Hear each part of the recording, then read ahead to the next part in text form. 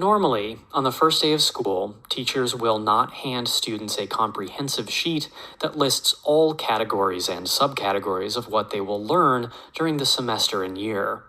All of these categories are just too overwhelming, sometimes for the teachers as well as the students. Instead, curriculum content expectations emerge as topics are covered and connections are made. Jared, one of Miss Berger's 8th grade students, asks why they are learning about protagonists again. He explains to Miss Berger that they learned about protagonists last year. Miss Berger smiles and explains to the class that each year they may see some repeat topics, but it is because each time they cover a topic, they will go a little more in-depth with the topic. She explains that each year we will read different higher-level books, going a little more in-depth into all the devices and terms used to understand what we read. This is true of the core curriculum. These are the main topics or learning domains that kids will learn about each year. Each year they will dive deeper into a topic as they are able to learn more detailed and complex information about the topic. The simple definition of the word core is central, and this perfectly describes the intention of core curriculum. While unlimited sets of new information are available to learn between kindergarten and college, the core curriculum movement has organized all those items that educational researchers have determined are best learned at each grade level, and decided which concepts are central to the learning experience. It is important to note that core curriculum is what is taught, not how it is taught. Content for each grade is not mutually exclusive, which means students don't visit it just once. Instead, the units or domains are taught in a spiraling fashion year to year. This means there is an increasing focus and difficulty, and instructional units wrap back around a concept many times, building upon what becomes prior knowledge. Students take frequent informal and formal diagnostic quizzes, known as formative assessments, to determine their degree of understanding before the introduction of new material. More thorough summative assessments, or tests, are given at the end of a course, a semester, or a complete school year to ensure students are ready to progress. Once students reach grades 9 through 12, United States schools have traditionally separated student content in mathematical and language arts domains into titled courses that group the domain information accordingly.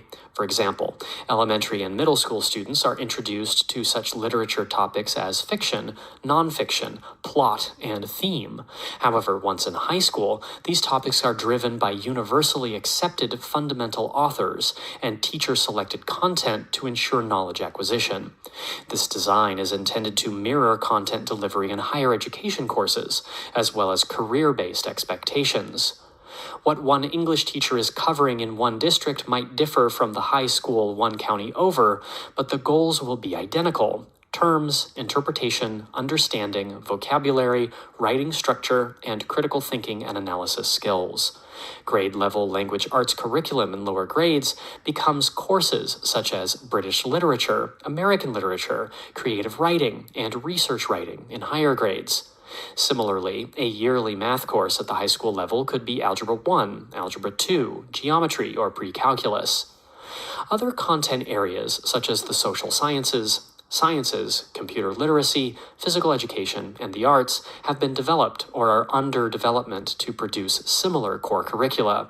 These initiatives are most often driven by the professional organizations supporting educators. For example, the National Council for the Social Studies and National Science Teachers Association, along with research-based content teams and local teaching teams. This results in a similar prescription for spiraling content with increased levels of difficulty and critical thinking expectations. Common Core is the core curriculum that the government has asked all schools to adopt nationally. The national conversation surrounding what is known as the Common Core has energized decision-making for what educators teach all students and at what grade level and age. Integral to the process is building upon prior knowledge and conducting formative and summative assessments to determine regular and yearly progress.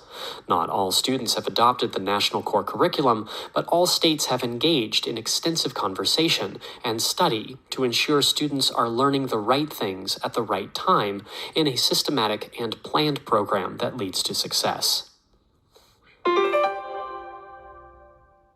Core curriculum delivers content to students in a spiraling fashion, so as a topic is repeated, the content is covered in a more detailed and complex way.